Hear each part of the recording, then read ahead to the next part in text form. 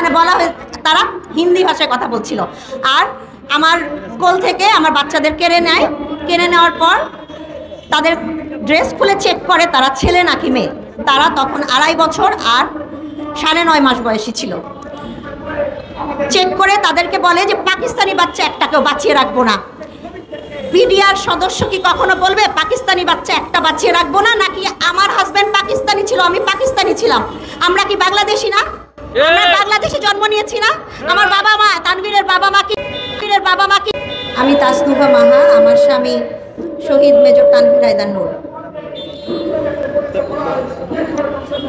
25 ফেব্রুয়ারি আমার হাজব্যান্ড 7:40 বাসা থেকে বের হয়ে যায়। এরপর তার সাথে আমার 2বার ফোনে কথা হয়েছিল। তখন তার কাছ থেকে আমি জানতে পারি যে দরবার হলে কিছু বিশৃঙ্খলা হয়েছে, কিন্তু সে কখনোই বলে নাই যে সেখানে কোনো সৈনিকরা বিদ্রোহ করেছে। যে ঘটনাটাকে এ পর্যন্ত সাজানো হয়েছে যে বিদ্রোহ, এটা কখনো বিদ্রোহ ছিল না। এরপরে আমি 2.5 থেকে 3 মাস পরের কথা বলি। আমার সংসার ছিল 34 রাইফেল ব্যাটালিয়নে রংপুরে। সেখানে আমি মালপত্র গুছানোর জন্য গিয়েছিলাম। সেখানে যাওয়ার পর ওখানের জওয়ানরা এত কান্নাকাটি করেছেন, তারা বলছিল যে আজকে যদি আমরা একজনও থাকতাম, সে কখনো ম্যাডামকে এভাবে একা ফেরত আসতে হতো না, বাচ্চারা বাবা ছাড়া হতো না। আমাদের মধ্যে যে সম্পর্কটা ছিল জওয়ানদের এবং অফিসারের, সেটা কখনো বিদ্রোহ দিয়ে শেষ হতে পারে না। এখানে যেটা বোঝানো হয়েছে যে বিদ্রোহ, আপনারা কেউ প্লিজ এটাকে বিদ্রোহ বলেন না। জওয়ানরা কখনো বিদ্রোহ করতে পারে না। কেউ বিপদগামী হতে পারে কিন্তু বিদ্রোহ করতে পারে না। হাসিনা সরকার সামরিক বিষয়ক উপদেষ্টা, সাময়িক বিষয়ক উপদেষ্টা শেখ রেহানার দেবর মেজর জেনারেল তারেক সিদ্দিকী, তাদের সাজানো এটা ঘটনা ছিল, পরিকল্পিত একটা হত্যাকাণ্ড ছিল, বিডিআর বিদ্রোহ, কিন্তু এটা পিলখানা হত্যাকাণ্ড। তারা জওয়ানদের উপরে দোষ দিয়ে এটাকে এভাবে সাজিয়েছিল। তারপরে আসি, আমি যখন পিলখানায় ছিলাম, আমাকে রুম থেকে ধরে নিয়ে যায়। আমি রুমটার মধ্যে ছিলাম, সে ছিল ছায়ানীর নামে 3 রুমের একটা বাসা। আমার রুমে 3 জন হিন্দি ভাষী লোক প্রবেশ করে। 9 থেকে 12 জন লোক আমার রুমে প্রবেশ করেছিল, আমাকে রুম থেকে বের করে নিয়ে গিয়েছিল। বের করে নেওয়ার পর আমি খেয়াল করেছি 3 জন লোক হিন্দি ভাষায় কথা। এগুলা কি অন্য দেশ থেকে বলা না? যারা হিন্দি কথা বলছিল তারা কারা বলছিল? এই কথাগুলো আমি 3 মার্চ 2009 সালে তারেক সিদ্দিকীর মিসেস শাহিন সিদ্দিকীকে বলেছিলাম। ওনাকে বলার পর উনি তখন আমাকে বলেছে এই কথা কোনোভাবে কোনো মিডিয়া কোনো জায়গায় বলা যাবে না।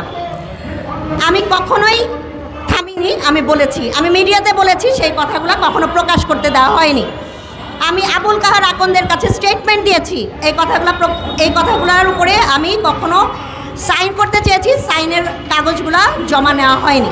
আমি আর্মি হেডকোয়ার্টারে জমা দিয়েছি, তখন মইনি আহমেদ ছিলেন, কিন্তু এই জিনিসগুলো তারা রাখেননি। আমাকে তারা পরিকল্পিতভাবে তৈরি করে দিয়েছে যে স্টেটমেন্ট, ওখানে সাইন করতে বলেছে, যেটায় হিন্দি ভাষা কথাটা লেখা ছিল না, কিন্তু আমি সেখানে সাইন করিনি। তার কারণে আমাকে এই পর্যন্ত, মানে আজকের দিন পর্যন্ত, একটু আগে এনএসআইয়ের একজন লোক এসে আমাকে অ্যারেস্ট করেছে। এই ঘটনাগুলো আমার সাথে রিপিটেডলি হয়ে যাচ্ছে। আমার যোগ্য সন্তানকে আইএসএসবি থেকে বাদ করা হয়েছে, এবং আমি কোনো বাহিনীকে নিয়ে ছোট করে কথা বলতে চাচ্ছি না, কিন্তু অনেকের অযোগ্য সন্তান, যেই খুনি একজনকে বরখাস্ত করা হয়েছে সে তো পালিয়ে গেছে, তার ছেলে কি এখন আর্মি অফিসার হইতে পারে? আমাদের এত কমিটমেন্ট দেওয়া হয়েছে, আমি সেগুলোতে আসবো না, কিন্তু আমার সন্তান ক্যাডেট কলেজ থেকে পাশ করার পর সে কি আইএসএসবি থেকে বাদ পড়ার মতো সন্তান হইতে পারে?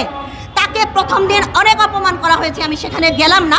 আমি শুধু এতটুকু বলতে চাই, আমার সন্তানকে কেন বাদ করা হয়েছে? কারণ আমি হিন্দি ভাষা এখনও শুনতে পাই। আমি সেপ্টেম্বরে শুনেছি, আমি অক্টোবর মাসে শুনেছি। আমার স্টেটমেন্ট নেওয়া এখনও হয় না।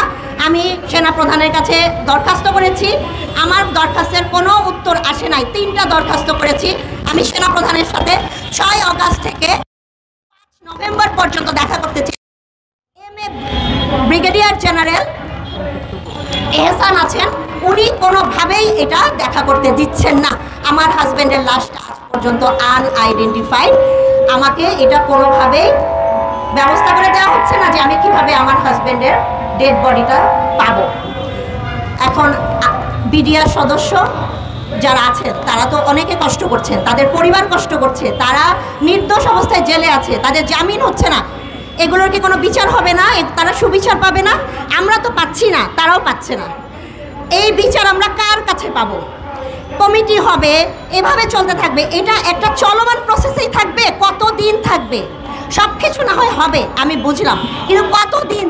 আপনারা আমাদের সাহায্য করেন যেন আমরা এই জিনিসটা খুব দ্রুত সঠিকভাবে বিচার পাই।